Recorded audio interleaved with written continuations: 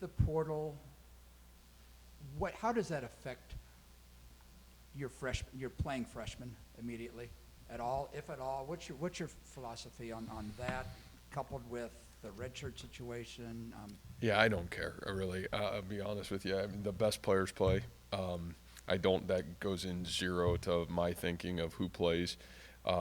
And honestly, the portal piece it's really kind of always been my philosophy is, man, if it's not working out, then you should get in. And we do everything in our power not to put young people in there. I think we've had a really great success rate over the course of the last 4 to 5 years of retention rate. I think probably one of the best retention rates in college football.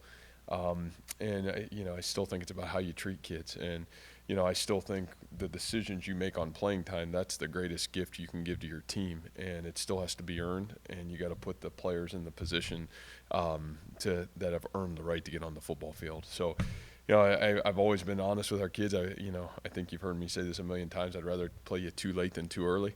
But for me, those are just how I feel about it, and rather be bluntly honest with our kids and kind of let them know exactly where they stand in our program, and then try to help them if they're not where they want to be. Man, here's what you got to do to get where you want to go, and I think our staff has always done a really good job of that as well. Thank you for that. Is Cooper, what's his situation? Yeah, I think Coop is certainly trending, positively. I think tomorrow will be a big day of practice for us in terms of, will he be green lighted to go? But certainly is, I would say, a lot more likely to play than less likely to play, at least as of right now. How imperative is it for this group, as young as they are, to reach a bowl game and get some of those extra practices? Yeah, I think those things are huge, for, our football team, our program. I think those are things that are invaluable. I've always said it's hard to get better at football when you're not playing football, and I think the one nice thing that the bowl season gives you is it just gives you time. It gives you time to continue to grow and develop in the sport, because once that season's over, you just can't replicate a lot of preparing for a game or getting those opportunities. Spring gives you a little bit of that, but I just think it's imperative for this football team to continue to grow forward. So certainly a huge milestone for us last weekend. Matt, I know senior night's always emotional. What do you expect this one to be like with, I guess, so few seniors? Yeah. But the impact they've made on this season. Yeah, I would say what this senior class has done has been nothing short of remarkable. I talked to our kids on Saturday after the game. This group has handled hard better than any group of kids that I have dealt with, at least here, for the last 8 years. And you have to have great senior leadership to be able to persevere through hard things, because it's just the way of the world. It's like, what does the veterans in that locker room say? What do they believe? And so many of them have gone through adversity, some of them even adversity this fall, and the character and resiliency that they've handled either their own situation, some of the challenges that have come on our way, it's been nothing short of remarkable. And so, I talked to those guys, in May, and we talked again, and I meet with them every Thursday morning, and, remind them that if we are going to become the team we've got the ability to be, we're going to need leadership for the ages. And, what you're dealing with and what you've had to deal with is not easy, and it won't be easy. But leadership is the ability to, galvanize the people around you, and your spirit and how you do everything is being watched. And they've been nothing short of incredible every step of the way for us. You're talking to Rocco, and he said this will be the best defensive front you faced. Obviously, look at the interior guys, and then you got former lacrosse player on the edge leading them with sacks. I mean, they've got a lot of talent across the board. What's that like to contend with? Yeah, just uber talented everywhere you look, and I mean, it is Texas, it's what they've been about, what they've stood for. I certainly feel like Coach Sark's done a great job just over the course of the last couple of years of just continuing to build that football program to what, it certainly has the ability to become, and they're clicking on all cylinders in every phase of the game. They're elite on special teams. You look defensively, across the board at every level. They've got great football players, and then, you flip it over on the offensive side, and they've got elite playmakers on the outside. Certainly a great quarterback, veteran offensive line. And what a great challenge. Great challenge for this young team to step into an arena with this kind of football team, and we'll have to have a great team game plan to be able to win the football game. What's been your, excuse me, your since the last 8 years, the animosity your fan base has for Texas, and have you noticed a anticipation for this game that maybe supersedes other ones? Well, the nice thing I like about our fan base is usually that's spread out to most teams, you know. No, I don't know the answer to that. You know, I know personally from the inside our respect for Texas, just in terms of, you know, playing down there, and certainly what the history of that football program has been about. You know, playing them here, you know, you just, you know what you're playing against. You're playing against some of the absolute best players in college football, and like I said, I've got the utmost respect for Coach Sark. I think just how he goes about it, what he's done to that program, and just the elevation that he's had in a couple short years, it's been really special to watch. When you guys have Cooper versus when you don't have him, what changes for you in terms of what he's able to do that maybe the guys behind him can't? Yeah. Well, I think the biggest thing is veteranness, you know, and you're saying that as for a sophomore, but he's played so much football. You know, he started since really game 3 of his freshman year, and I just think one thing Coop brings to the table is a confidence and veteranness in the system. And, you know, you replaced him last weekend with a true freshman, and, you know, honestly, probably a lot of excitement around that true freshman's performance. You know, I thought J-Mo was terrific as he settled into the game after that first drive. I thought played an incredible football game. And so, you know, you never like to lose a guy that has veteran leadership and playing as well as Coop has played. But I just think it's veteranness and confidence within the defense to do his job. And I think you circle back to, man, when you do have a guy go down like that, what are the benefits? Well, the benefits are you get some young guys in there, and, man, you see exactly what happened last week. And a guy like J-Mo, who's really stayed the course and played as a freshman, his number gets called and he takes advantage of it. And I think really huge for him as well. So, you know, continuing just to build the depth of our football team. What have you seen from Jeremiah? I mean, he's playing at such a high level, but hasn't been able to stay on the field.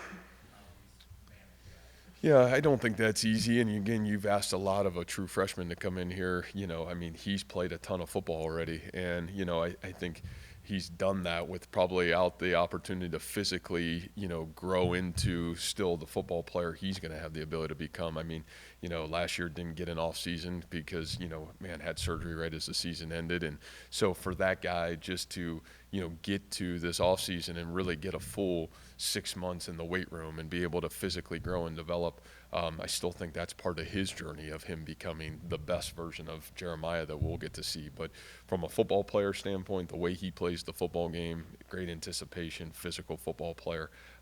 You know, he's got the mental resolve to do it. And even you saw the mental resolve, you know, honestly, you miss all spring, had to miss a little bit of fall camp, and still be able to start the season the way he did and play the way he has. I think it tells you a lot about his character and being able to be ready for his moment to get back on the football field. TJ said going back to high school, he never saw himself playing the position he does now. What did your staff see in him that you knew he could be successful on defense? Yeah, I think, you know, certainly you'd start with what did we see? It would have been the God-given athleticism that he has. You know, I mean, I'll always go back to watching TJ play basketball, you know, and one of my all-time favorite high schools, you know, we had a lot of really good players from at the University of Toledo from TJ's high school, so we got a great relationship with the head football coach there. And, you know, you're watching the basketball games and there's this incredible athlete playing basketball. And then you go through the recruiting journey, and a lot of that was through the wide receiver play of him. And then you flip to he comes to camp and takes a couple reps at corner, and you're like, holy smokes, maybe this guy is a true NFL corner. And you get to the early part of fall camp his freshman year, and you're like, man, I think the best bet for his future is take this athleticism and let's see if we can mold it into, you know, a great corner. And I think the biggest thing TJ did was trust us. And, you know, I think that's not easy today. And certainly a guy that's, you know, a basketball player by nature and a scorer on the basketball floor, a lot of times you want to score on the football field. And I think his path to get to what he's become, it's been really fun to watch because it's never been easy. As talented as he's been, he's had to work really hard to become great. And I think the way he's played, certainly even over the course of the last 4 to 5 weeks, he's become a great football player and really proud of what he's become. But I think a lot of trust and a lot of faith in our staff, and honestly, a lot of perseverance from TJ. He's really went to work physically, mentally to really become, you know, a great cornerback here at this level. Rocco and Matt, him there- were going back and forth. Rocco said he has terrible hands.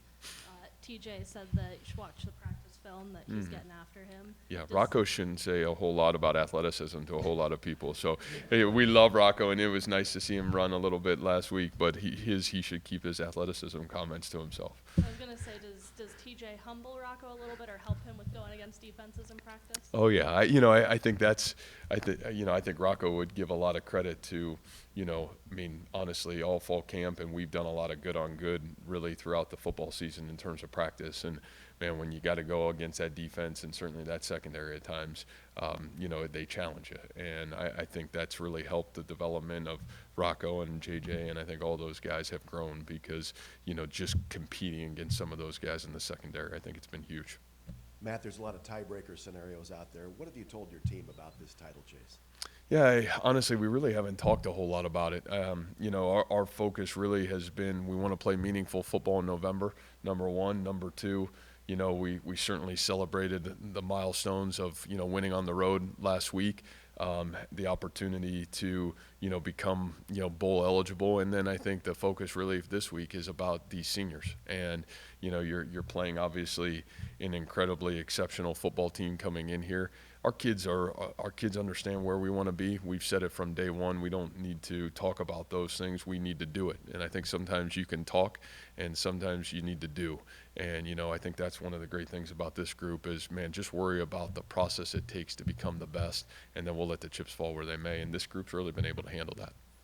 Coach, Humphrey kind of talked about how since For Jared's time. And to me, winning football games in college football is really hard to do. And it doesn't matter who it is, and you guys that cover us, it's not easy. And, it takes 60 minutes of your best no matter who you're playing, where you're playing, or, what it looks like. And that's, I think, what makes college football really special is, man, every Saturday, no matter what it feels like or looks like or what anybody thinks they know, man, it's really hard to win games. And so it'll take our best for us and, for our seniors. My biggest thing is I want to represent what the character and spirit of this senior class has looked like, and I think that's more important to me than anything on how we play the game Saturday.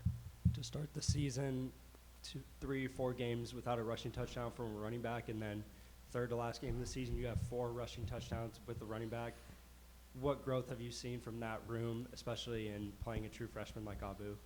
Yeah, I think you saw a lot of young guys grow up.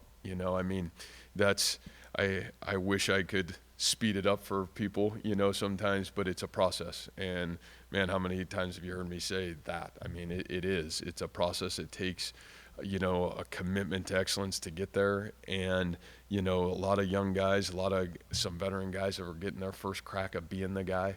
And I just think it's been a really fun process because they've all stayed the course. They haven't wavered. And, last week I got up here and talked about Jack Sadowski played his best game of his career as a true freshman. It's game 9. He's got himself, finally confident in what he's doing and really starting to play to what his potential looks like. And, you can say the same thing for Abu, did a great job last week. And, that whole room, I think Eli Sanders probably had been the most veteran player in that room. And, we lost him for 3 of the first 4 weeks of the season. I think that really hurt us. I thought Cartavius did a good job kind of stepping up. But, man, you're talking about a guy that played very little last year and going into his sophomore year. And I think you just see him continue to grow and get better week in and week out. And then obviously Abu, Carson Hansen has, I think some of the plays that he makes that you probably don't get to see, how he blocks, how he catches the ball in the perimeter, how he's run the ball. I think just that room in general has just really grown up. The neat thing is there's great competition. And when you have great competition, it makes practice really rewarding. It makes growth really rewarding. And, the guys that practice the best get to go into the game and play in the game. And so I think that has helped all those guys really start to develop probably at a faster clip than maybe what we've seen at times. Hey, Coach, sign stealing seems to be in the news, obviously, with Jim Harbaugh. How concerned are you that other teams try to steal your signs, and what steps do you continue to take in order to block signals and things of that nature? Just curious. Yeah, I don't know. I think it's just it's a world that it's been a major factor in college football for 10, 15 years. I think, we, from an offensive perspective, I think have grown immensely in just how we call plays because of that, to be honest with you. I think we completely overhauled, systematically how we called plays even a year ago, just because I think some of those things are the nature of college football, and so I think that it's more of a process of how you call a play on offense and defense, and just got to have awareness.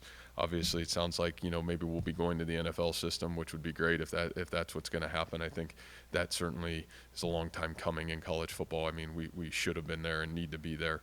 That just doesn't make any sense that we're not there. But hopefully, all this craziness will finally get us to where we should be and match the NFL system. Can you elaborate what you mean by that? Yeah, I just think the fact of, we should. Specifically how the NFL system works. Yeah, just the ability for, communicating to the quarterback or to a linebacker on defense. I think it'll help, navigate some of the things that go on in college football. But, the biggest thing is, again, you'd like to do that to help our kids prepare for the National Football League, to be quite honest with you. I just think it's another step that, makes most sense and certainly probably brings the most consistency to the sport of football in terms of any sign stealing or whatever that looks like. Coach, I know there's a lot that goes into it, but in Big 12 play, you guys are a perfect 24 for 24 in red zone trips and resulting in points. How have you been able to do that? Well, I think we've been really fortunate, at the kicker position. I think the consistency that Chase has brought has really been allowed us to score, once we get into that red zone and have the confidence. I certainly think you look at Rocco's production down there, I think he's done a really great job of taking care of the football in some of those areas. That's probably been the biggest growth area, in my opinion, is our ability to take care of the ball and put ourselves in scoring positions. And then, I do think as the running game has grown, you got to be able to run the ball. The field shortens, and, you got to be able to run the football in some of those areas. So I just think all those things have collectively helped us as we've grown as a football team. Coach, the moment right before kickoff when you sort of collect yourself, is that something you've always done, and what are you trying to do mentally, internally, personally, when you're having that kind of quiet moment by yourself right before things get going?